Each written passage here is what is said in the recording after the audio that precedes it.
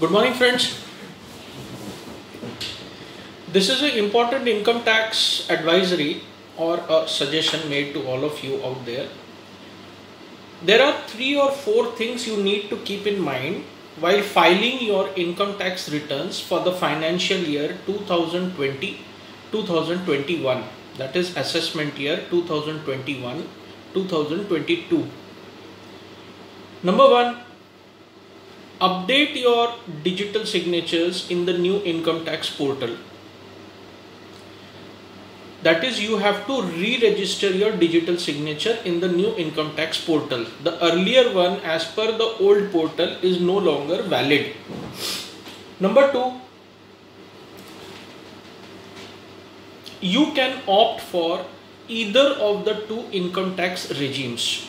That is, the earlier income tax calculations made as per the earlier slabs, and there has been a new slab introduced by the income tax by the Ministry of Finance and CBDT, which you can opt for. I will enumerate with example the new regime of income tax in a separate video because it's a bit of a lengthy matter. In this option, which you need to exercise, there is a catch. Number one is, business people opting for the new regime cannot come back to the old regime ever again till they change their source of income from business to salary, and you will not get any deductions whatsoever like housing loan, LTA, standard deduction in the new income tax regime. So keep this in mind.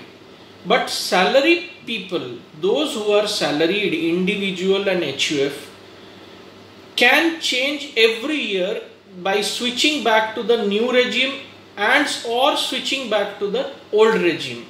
But business people, including individual who are in business and self-occupied profession and business, cannot go back to the old regime once they opt for the new regime.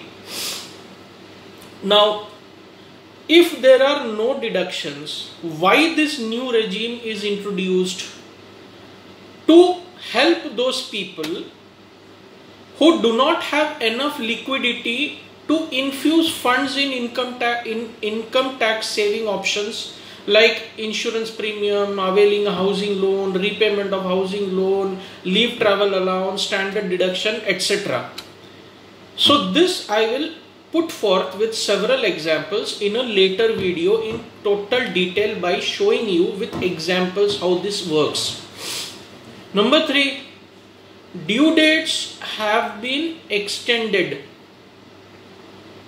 by 2 months. That is, 31st July deadline has been extended to 30th September. 30th September deadline has been extended to 31st October. 31st December, which is the last date to file belated returns, has been extended to 31st January 2022. But only due dates of filing ITR has been increased. The interest on late payment of taxes and the interest on late filing of your income tax return has not been increased.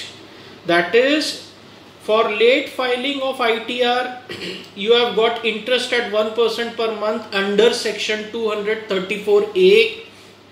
If you haven't paid advance tax, if you are eligible to pay advance tax, if your tax liability is more than rupees 10,000 per annum, or if there is a shortfall, or you have paid less than 90% of the advance tax, interest will be attracted under section 234B.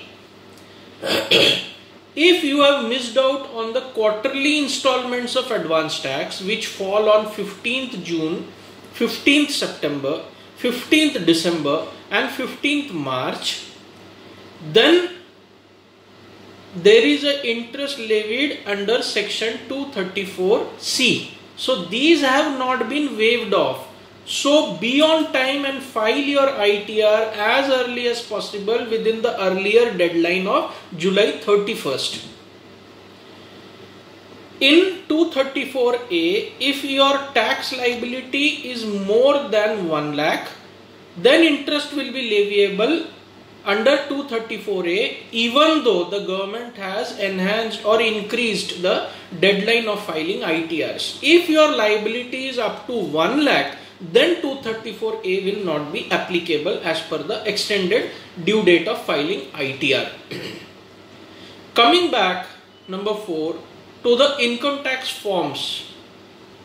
ITR 1 is not available to those persons who have TDS under section 194N, that is cash withdrawal of more than 20 lakhs in case of non-filers of IT, and 1 crore in case routine ITRs are being filed. The bank deducts this TDS. So you will not be able to file your ITR under form number ITR 1. You will have to go in for other forms. Form number 1 and 4 will be made available shortly.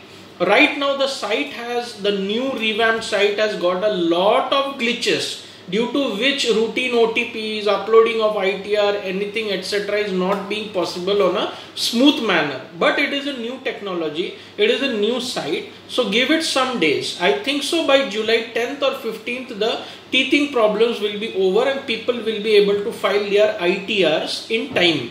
That is within the earlier deadlines if you want to save so much interest. So indirectly the government is asking you to file your ITRs within the stated deadlines which were originally enumerated in the Income Tax Act. Now how to opt for the old regime or new regime of income tax under section 115 BAC? You have to file Form 10IE before filing your return under section 139 subsection 1. So these 4-5 things you have to keep in mind while filing ITRs. I would like to make 2 announcements. My next 3-4 videos will be on debt syndications and documentation and explaining the new regime of income tax with examples on board with the respective slabs in the new income tax regime with comparative chart as per the old regime. Have a nice day, friend. Keep this important update in mind regarding the 4-5 things you need to keep in mind while filing the ITR. Have a nice day.